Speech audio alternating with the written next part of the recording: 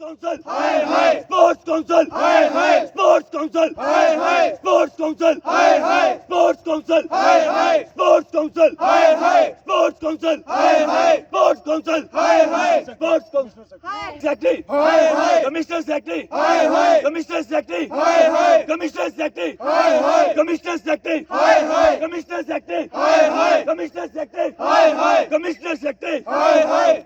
सब होश में आओ, होश में आओ, गवर्नर साहब होश में आओ, होश में आओ, गवर्नर साहब होश में आओ, होश में आओ, गवर्नर साहब होश में आओ, होश में आओ, गवर्नर साहब होश में आओ, होश में आओ। Justice, we want justice, We want justice. we want justice, We want justice. Justice. we want Justice. we want Justice. we want Justice. we want Justice. we want Justice. X counsellor और DPAP की state secretary हूँ। आज protest रखा हुआ है हमने stadium के खिलाफ। आप स्टेडियम के हालात देख रहे हैं, बद से बदतर हो रही है। जब एक तरफ कहते हैं कि विकास बढ़ रहा है, पर मुझे लगता है कि हमारी डिस्ट्रिक्ट में, हमारे शहर में विकास ऊपर की तरफ नहीं जा रहा, उसके नीचे की तरफ जा रहा है। तो इसके कौन, आज की जो सरकार है प्रेजेंट, वही जिम्मेदार है। बातें बहुत बड़ी बड़ी करी जाती हैं, खेलो इंडिया, खेलो, खेलेगा तभी बढ़ेगा भारत। भारत तो क्या, पहले आप उधमपुर डिस्ट्रिक्ट के लोगों को तो बढ़ा लीजिए, तो भारत तो तभी बढ़ेगा ना जब हर डिस्ट्रिक्ट के बच्चे आगे खेलेंगे और आगे बढ़ेंगे। तो इनकी बातें बहुत बड़ी बड़ी हैं, पर मुझे लगता है ये कहते हैं कि आप खेलिए सड़कों में, नालियों में और गलियों में खेलिए, हम लोग नहीं ये कर सकते। आप देख रहे हैं 2 साल से यहाँ पर बाथरूम बनवाया था, वो भी एक एफर्ट करके, और बाथरूम भी बंद है। तो जो बच्चे यहाँ खेलने आएंगे, वॉशरूम की फैसिलिटीज़ फीमेल्स और मेल्स को अलग अलग देनी है, वो भी बोल बोल के लड़ के खिलवाया। पेमेंट हमें कुछ नहीं लेना, सरकार पेमेंट कॉन्ट्रैक्टर की दे या नहीं दे, पर सरकार को अपने काम प्रॉपर अपने टाइम में करना ही है। और सरकार की हेडेक है वो कैसे उनको करती है। सरकार ने एक मुद्दा, मतलब बातें, प्रोग्राम्स बड़े बड़े, आप अगर किट दे देते हो खेलों में, तो खेलने के लिए किट तो दे दिया आपने, पर आप देख रहे हैं स्पोर्ट्स स्टेडियम की हालत, तो खेलेगा कहाँ बच्चा? तो क्या वो हवा में खेले? तो बात ये है कि सरकार की बातें बहुत बड़ी बड़ी हैं। इतना तामझाम बना रखा है, principal secretary, sports secretary, commissioner secretary, और उनके ऊपर देखने के लिए हमारे एलजी साहब भी हैं। और जब उनको हमारे देश का फ्यूचर, भविष्य युवा का नहीं दिखाई दे रहा, तो और क्या देखेंगे वो?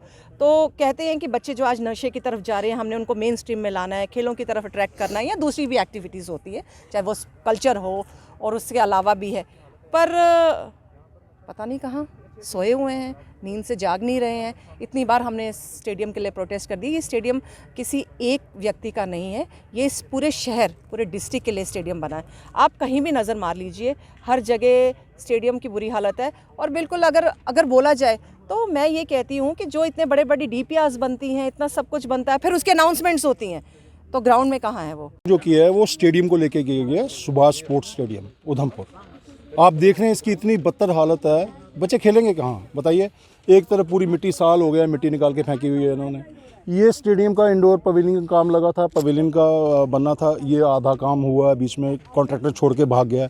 ये बिल्डिंग अनसेफ पड़ी हुई है, कितने, इसको तो मेरे ख्याल 10-15 साल हो गए अनसेफ के। सरकार का इस तरफ कोई ध्यान नहीं है बिल्कुल। उन्होंने मतलब उधमपुर को बिल्कुल ऐसे समझा हुआ है कि जैसे यहाँ लोग रहते ही नहीं है, यहाँ स्पोर्ट्समैन पैदा ही नहीं होने चाहिए हैं। जो भी पैदा हो जम्मू से स्पोर्ट्स एक्टिविटीज़ में जाए या कश्मीर से जाए, ना उनको उधमपुर की ज़रूरत है, ना रामनगर की ज़रूरत है, ना चनैनी की ज़रूरत है। तो अगर ऐसा ही रवैया सरकार का रहा तो हम इसका प्रोटेस्ट ज़बरदस्त तरीके से करने वाले हैं। आज हमने एक मोटे तौर पे कुछ लोगों को बुलाया है, अदरवाइज़ हमने बोल दिया अगर 15 दिन में इसका काम नहीं शुरू किया गया, कितनी बार बोलना है बताइए? हमने कमिश्नर सेक्रेटरी से बात की, हमने स्पोर्ट्स काउंसिल के लोगों से बात की, लेकिन आज तक उनकी जून ही नहीं थी। इसकी तो इंक्वायरी होनी चाहिए। इसमें 50-60 करोड़ रुपए की तो मिट्टी डाल दी है इसमें स्टेडियम में। मिट्टी वो डाली है जो पूरी सीवरेज, उधमपुर से सीवरेज की खुदाई हुई, उसमें जो मिट्टी निकली वो इसमें मिट्टी डाली है। हमने तब भी इनको बोला था और चेताया था। आज आप देख लीजिए मिट्टी डालने के लिए क्या हालत है इसकी।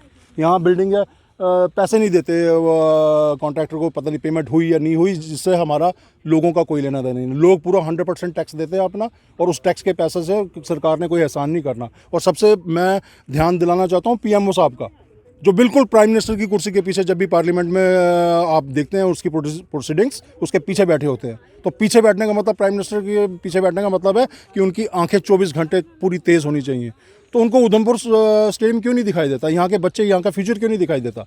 यहाँ इतनी इलीगल एक्टिविटीज़ होती हैं। यहाँ रात को आप आइए, यहाँ ये पीछे जो सड़क है स्पोर्ट्स के अंडर आती है सड़क, उसमें रात को इलीगल एक्टिविटीज़ होती हैं। कभी शराबी घूम रहे हैं, कभी ड्रग्स का मामला चलता है।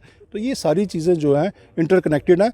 इसको बेहतर बनाने की ज़रूरत है, अच्छा बनाने की ज़रूरत है, ताकि हमारा यूथ जो है प्रॉपर तरीके से चैनलाइज हो। और उधमपुर में बड़ा टैलेंट है, बहुत बच्चों का टैलेंट है, बच्चे उभर सकते हैं, निखर सकते हैं।